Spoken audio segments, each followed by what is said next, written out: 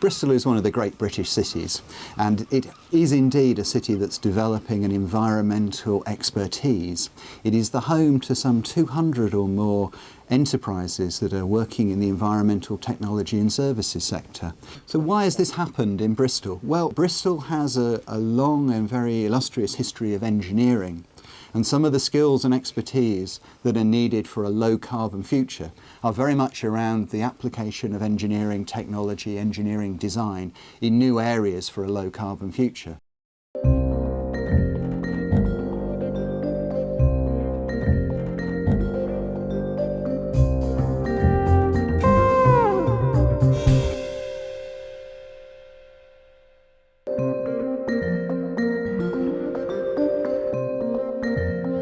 What we've done is we took a huge big pit that had been mined for China clay for 160 years and transformed it into a place where millions of people have come to look at plants from all over the world and to enjoy the spectacle that we have here about nature and how we rely on the natural world.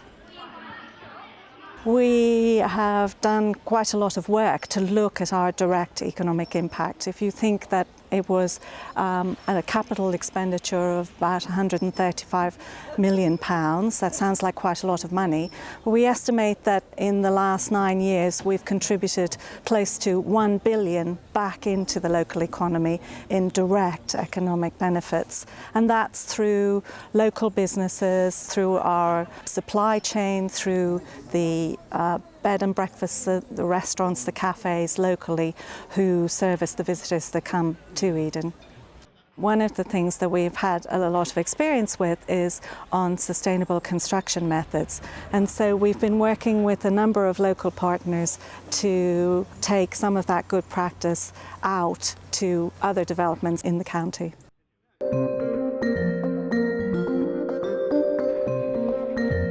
Being a global business means that we have customers all over the world, but it also means we make things all over the world. So Rolls-Royce manufactures in 20 countries and we're represented in 50 countries. So we source parts all over the world, but there's an important cluster of aerospace companies in the southwest, and in and around Bristol there's a number of very important suppliers to Rolls-Royce and to the other airspace primes that are located here, such as Airbus.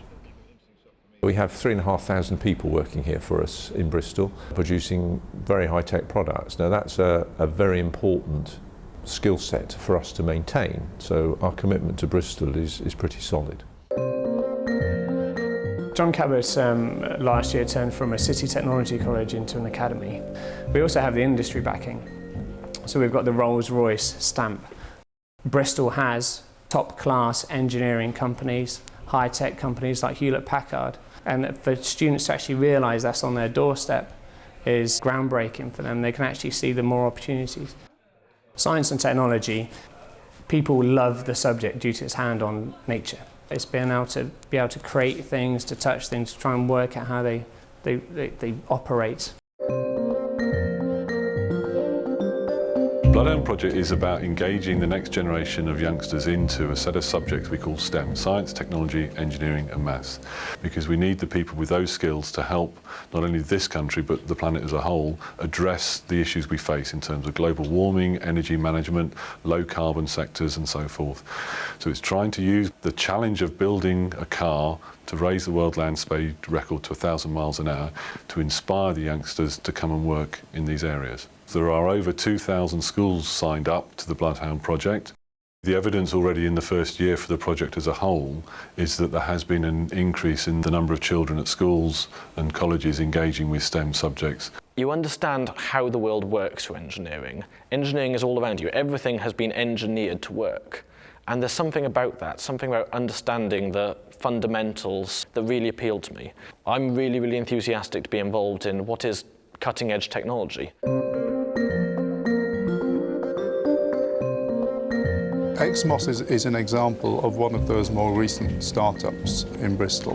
What the company does is to design microprocessors for really a new generation of electronic design. Like many of these companies in Bristol that do design, the factory is actually Taiwan Semiconductor, or one of the others in the other side of the world. And then the packaging and assembly often goes on somewhere else, maybe Malaysia or Singapore. These very specialised activities have evolved in different parts of the world. You know, you have to work with all those different people. We would not see India or China or anywhere as a threat. We see them as an opportunity. I mean, these are potentially huge emerging markets for exactly the kind of things we make.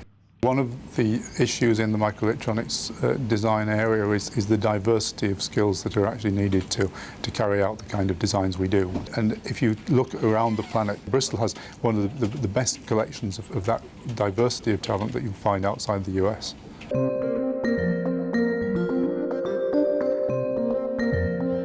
Bristol is unusual in that it has one of the largest concentration of silicon chip companies outside of Silicon Valley. So there's lots of research labs here, but there's also a large proliferation of creative industries companies that have really spun out of things like BBC Natural History Unit and Aardman Animations.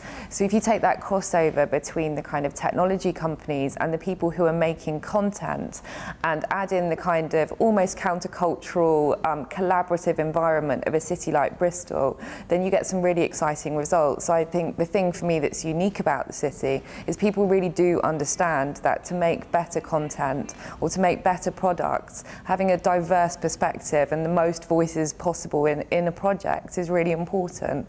And I think the Pervasive Media Studio is really interesting for that because it doesn't sit within a university campus or a corporate research lab. It sits in the heart of the city, and we've got our doors open, encouraging as many people to join the conversation.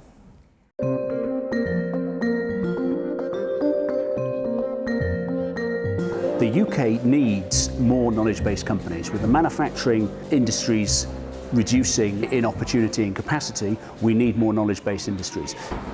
Bristol is a hotbed of innovation and enterprise. There's a real collaborative atmosphere and ideas generation across multiple sectors. Probably good investment to get that done to make the... Set Squared aims to accelerate early stage, high-tech, high-growth businesses. We take in very early stage entrepreneurs with innovative technology ideas that have potential for real growth. And our role is to create the environment and the support and the access to expertise very early on in the process to help those businesses succeed.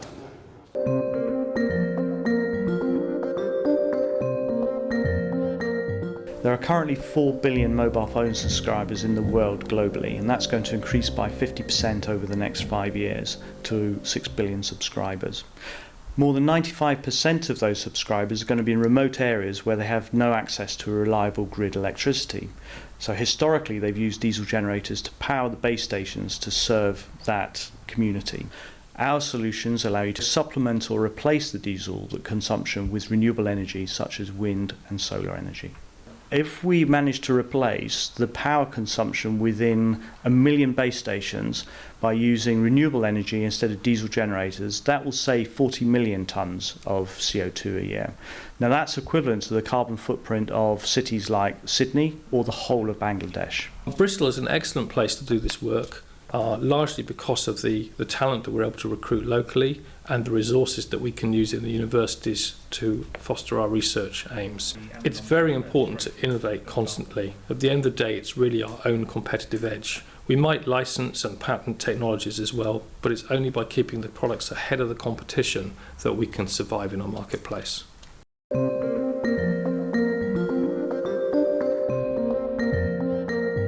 In 1997 we had 2 people. Today we have more than 200 spread around the globe. We started in Bristol, we're now an international company. There's so much going on in renewable energy at the moment. It's just an incredible place to work. Wind energy has been growing at 25–30% a year, solar energy even faster. Globally it's employing hundreds of thousands of people and creating long-term secure jobs. I think this is something that a lot of young people don't understand. They look to the more established businesses for their future, but actually the renewables offer them a very, very secure long-term future with the added benefit of doing something good as well. we're starting to see the development of, at this stage, still quite small enterprises that are offering new expertise, new services that the low carbon economy of the future is starting to demand here and now. There are no magic solutions as yet, but a range of small-scale initiatives that will change our relationship with fossil fuel must come, surely will come, and if they're going to come, they're likely to be in somewhere like Bristol.